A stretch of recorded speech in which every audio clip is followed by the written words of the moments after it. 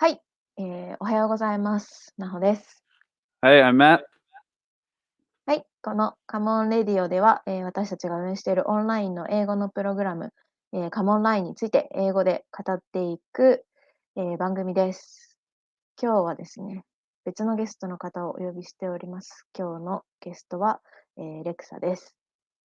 Yeah, Naho, I'm super excited to have Lexa on today. She was one of our first curriculum interns last summer that not only got involved with our Come Online program, of course, what we'll talk about with her, but also our Come On Out English curriculum. Lots of cool courses on our website that Lexa has created. So, known her for almost a year, and super excited to have her on to talk. Yep. Hi, thank you so much for having me. Hey, Lexa. It's so exciting. Thanks for How joining are us. you?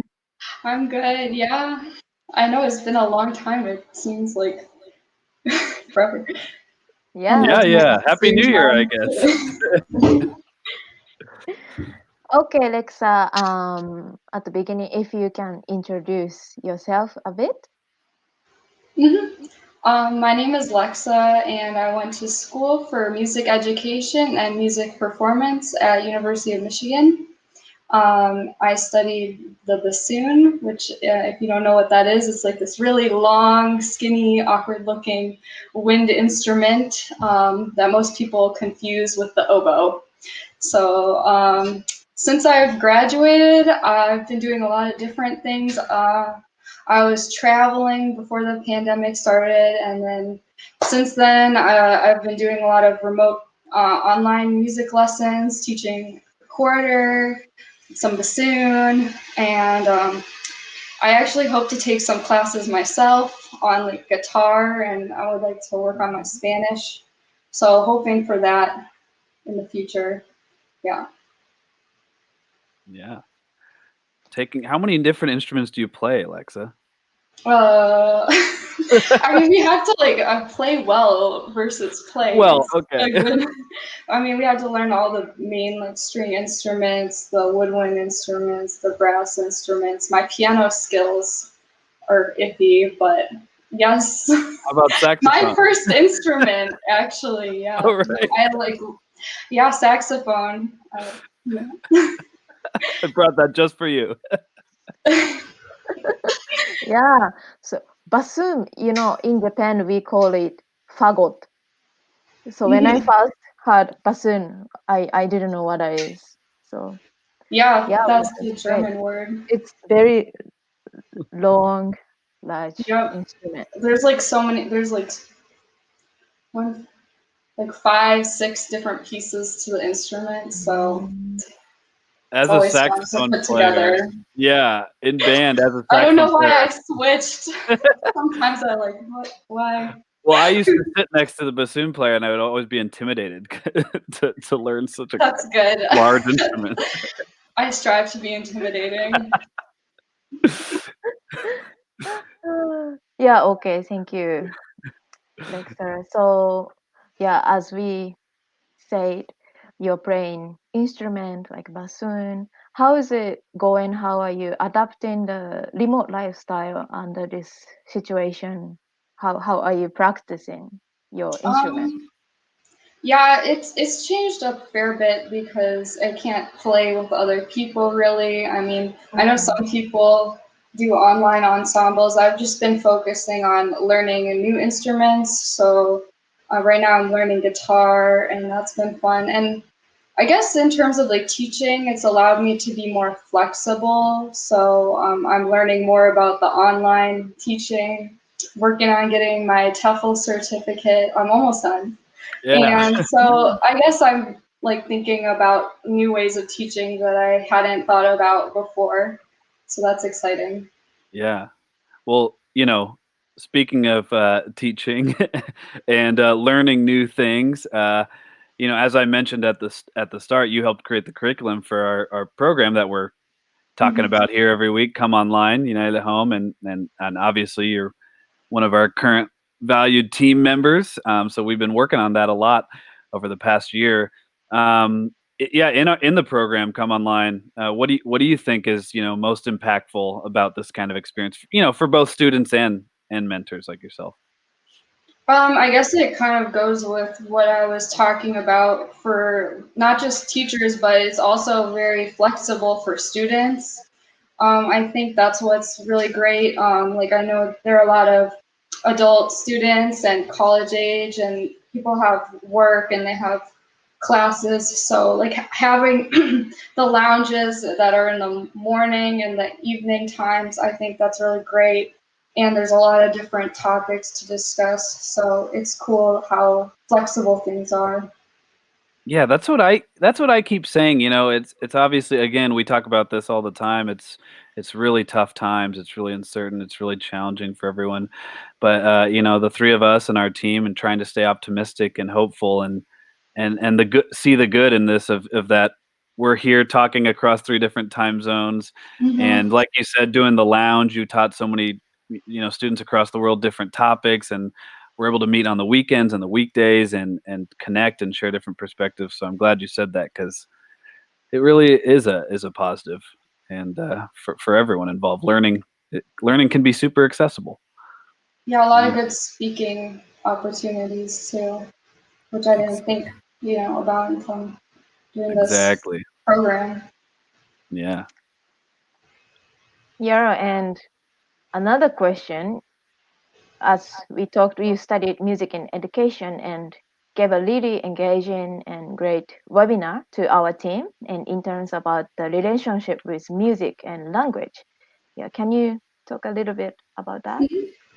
Yeah, so my webinar was very short, but tried to touch on like a couple main ideas about like the connection between music and English, and basically just how both of them are tools for us to express ourselves.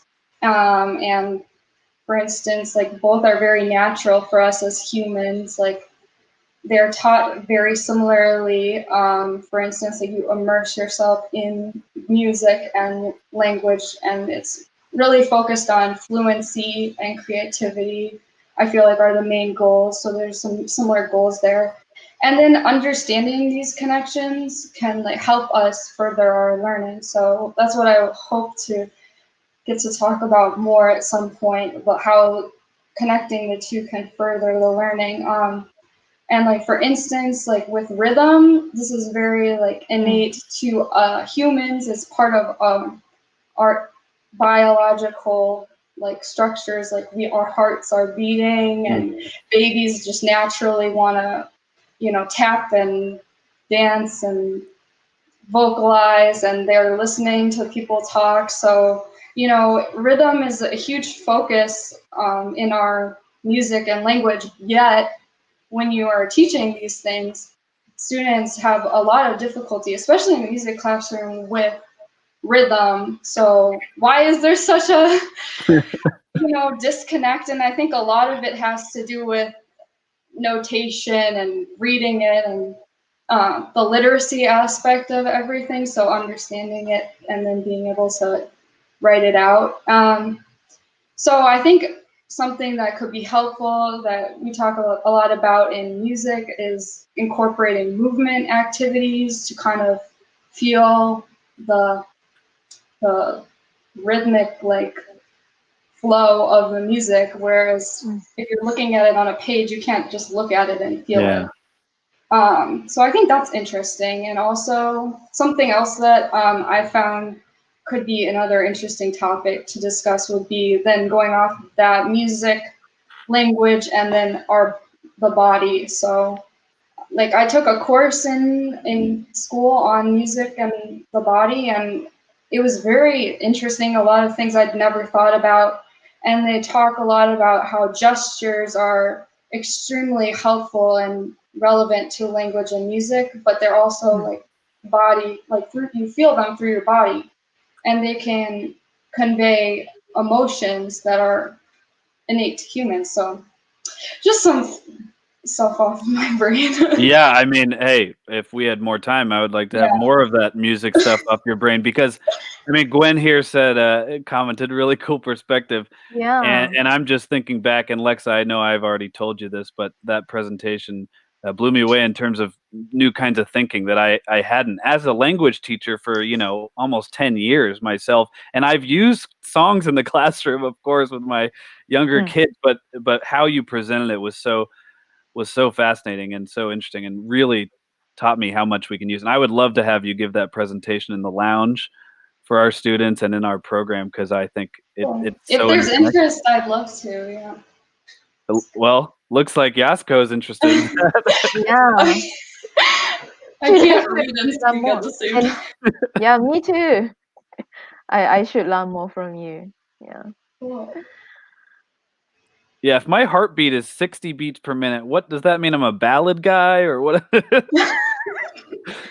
I don't know. It's very interconnected, but yet we know so little. Like there's very little, I feel like, information at least. And then if you read stuff on it, it's very I don't know, sometimes it's confusing. I was looking over my notes from that course and I was like, wow, this is just a very mysterious topic for some.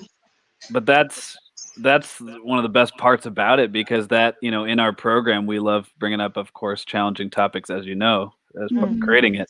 And these mysterious topics are the best kind to talk about. Whether you're a native speaker like us or students that are learning, it's the best way to challenge yourself and to think deeply about these really interesting and like you said, mysterious topics. So we hope to see more of music education and everyone listening that's interested. Yeah, and of course, movement. What you said, I wanted to say, as I'm gesturing here, we move around a lot too. That's, like you said, so important in language learning too. But yeah, thanks again for sharing. Yeah, thank you, Lexa. And at the English Lounge session, you actually have 3 presentation and workshop, and it's very diversity. One on modern magic, and one on wilderness conservation, and one on friendly debate. So all of them are like super interesting, and we had some great discussion in each session. What's your passion on this 3 session? What's your most interest topic for these 3 sessions? I think the topic that I enjoyed discussing the most was the magic one because students seem super interested, but also seem to be really curious and not know a ton about modern magic practices. So that was fun to. I will hope to do more discussion on this in the future because, basically just to kind of go over it, but like modern ways to practice magic could be like spell casting, meditations, journaling, tarot card readings, and you don't have to be religious or believe in the supernatural to benefit from spiritual practice and spiritual reflections. And these opportunities can allow us to learn something new about ourselves and be empowering for us. So it can be, being mindfully, living more mindfully. It could be to understand ourselves better or understand the natural world better.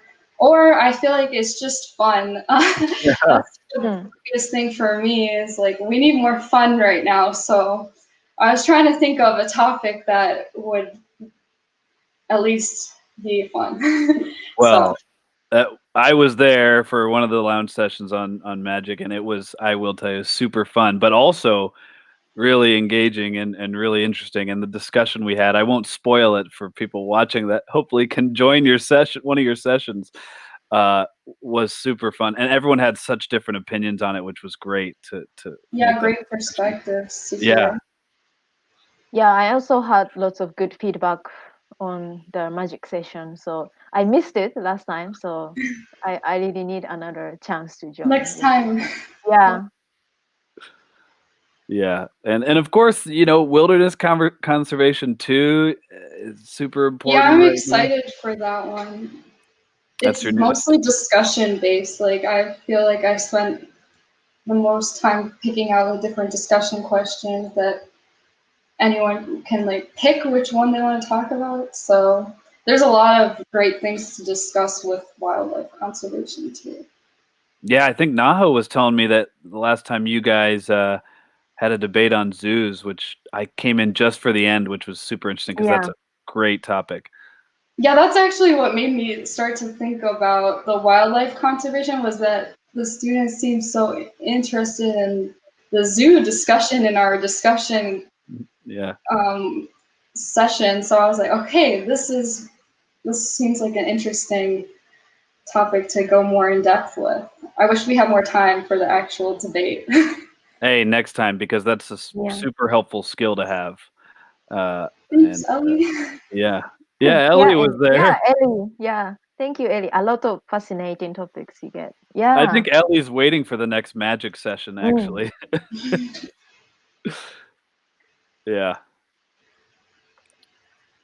Well, we look forward to all three, actually, and four with music and education, which I want to see Oh in my the gosh. lounge too, because and such a like Naho said, such diverse topics, which is awesome, Lexa. Really Oh, appreciate thanks. you providing such a variety to the students. Yeah. So we will update all the next English lounge sessions schedule, and please check there's all info on the information that crowdfunding and the program. And Yeah. we have some good news, right, Matt? Yeah, we About- got yeah, check out the website for Lex's lounges, especially. All of them, please attend them. But as far as our updates on the campfire page, we now have some gifts for contributors that are not just English lessons, not just participating in the camp, but for anyone supporting us from outside of Japan that maybe wants a little taste of Japan. So Naho, I think, might give you a virtual tour of Japan, which is awesome. And see how it, and especially if you've been to Japan before and see the difference in Tokyo now during these times.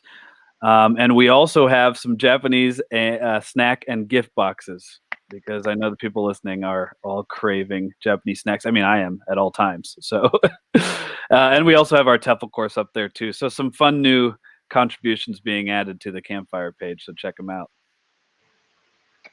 はい、クラウドファンディングの詳細についてはリンクも貼ってありますので、ぜひそちらから、ご覧ください。プログラムの詳細もホームページの方にどんどんアップしていきます。で、イングリッシュラウンジのセッションはですね、予約サイトがありますので、そちらからアクセスしていただいて、気になるトピックがありましたら、ぜひお申し込みをお願いします。Alright, so Lexa, thank you for joining us today. Yeah. Thank you for having me. This was fun. Yeah. Thank you so much, Lex. And just like Ellie says, we're all waiting for magic time. Yeah. Yeah. So we'll see you then. See you then. Thank you. Okay. Thank you. See you.